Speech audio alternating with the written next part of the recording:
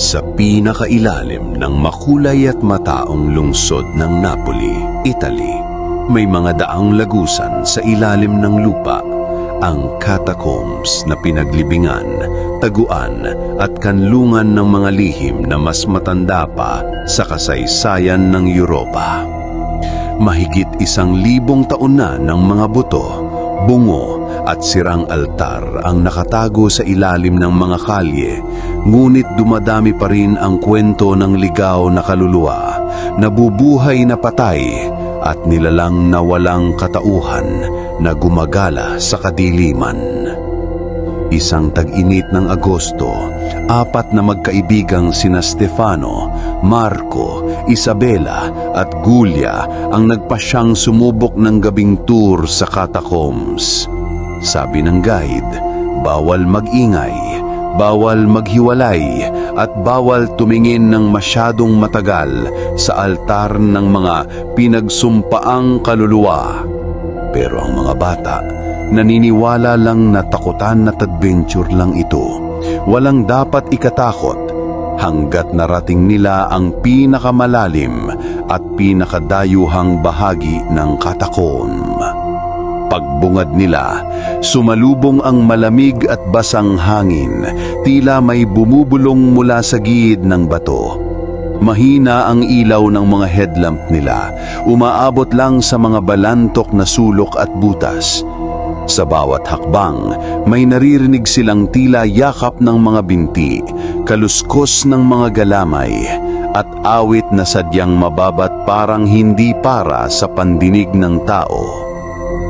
Habang nililibot nila ang madilim na lagusan, naglakad ang guide papunta sa lumang altar na yari ng marmol at may ukit na nakakatakot na mukha, puro baluktot, puro bangongot. Habang nalilipot nila ang madilim na lagusan, naglakad ang guide papunta sa lumang altar na yari ng marmol at may ukit na nakakatakot na mukha, puro baluktot, puro bangongot. Kapag narinig niyo ang pangalan ni Lucia, bulong ng guide, huwag kayong sasagot. Siya ang prinsesa ng mga pinagsumpaang kaluluwa. Nawawana ang katawan, ligaw ang diwa, at nananatili ang boses niya saan man pumasok ang takot. Maya-maya, napansin ni Isabela na lumalalim ang dilim sa likod ng grupo. Walang pumapailang lang na tunog kundi pagdaing ng hangin. Si Marco, palaging humihingi ng picture, nagulat nang mag-flash ang camera. Lumabas sa litrato ang hugis babae, mahaba ang buhok, putlang-putla ang mukha at duguan ang mga mata. Agad pinatay ang camera, nanginginig na ang kamay. Habang nagpapalalim sila, biglang may nadulas sa isang madilim na kanto. Si Giulia, nabitawan ng headlamp, nang sinikap niyang tumayo, narinig niyang may bumulong sa likod. Giulia, gusto mo ba ng tulong? Mapait at malabong tinig, ngunit tila pamilyar. Napatingin siya sa isang arko at doon may nakalaylay na dilaw na damit at may bahabyang humihihip na mahaba at malamig na buhok. Tinawag ni Stefano ang mga kaibigan ngunit walang sumagot, parang hindi sila marinig sa paligid. Nang maghanap siya, nadapa siya sa isang pangkat ng kalansay na nagkumpol at parang gumagalaw. Isa-isang lumingon ng mga bungo, may tumititig, may humahapos na malamig at mabigat ang daliri. Tumakbo siya ngunit hindi niya makita ang labasan. Sa gitna ng lagusan, nagsama-sama ang apat pero parang may nangingibabong sa kanilang landas. Isang anino ng batang babae, nakaputing damit, duguan ng paa at nakabitin sa hangin. Hindi ko na natagpuan ang aking katawan. Pwede ba kayong sumama? Bulong nito habang lumalapit at lumalalim ang gabi. Isa-isang dinapuan ng matinding panginginig at hirap, binigat ang mga balikat, dumilim ang paningin, parang nilalamon ng boses na hindi na kayang itigil.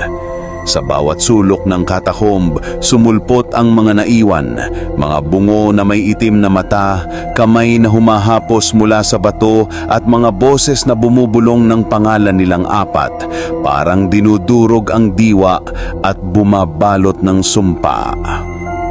Sabay na sumigaw ng ayoko na ang bawat isa, pilit lumabas. Ngunit tila mas humahaba ang lagusan, nagpapalakas ang hangin at halos lumilitaw ang katawan nila sa kasaysayan ng mga nawala sa catacombs. Nang biglang pumikit si Isabela, nakita niya ang buong paligid, puno ng umiiyak na multo, lumalakad sa laberinto na walang katapusan, lahat hawak ng batang multo na nagdadala ng sumpa. Sa huli, lumabas din ang apat, lumpaypayat parang tumanda ng 10 taon, walang makapagsalita ng tapos na. Hanggang ngayon, kahit kumpleto silang nakabalik, may marka silang itim sa ilalim ng mata, mabigat ang pakiramdam, at tuwing gabi, naririnig nila sa hangin ang boses ng batang babae. Babalik kayo sa ilalim, wala pang nakakatakas.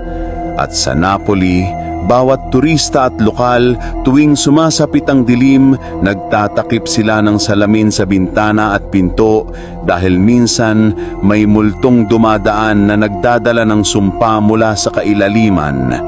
Isa na namang kwento ng catacombs na hindi dapat ulitin sapagkat ang bawat pagsubok may kabayaran at maaari kang hindi na makita sa liwanag.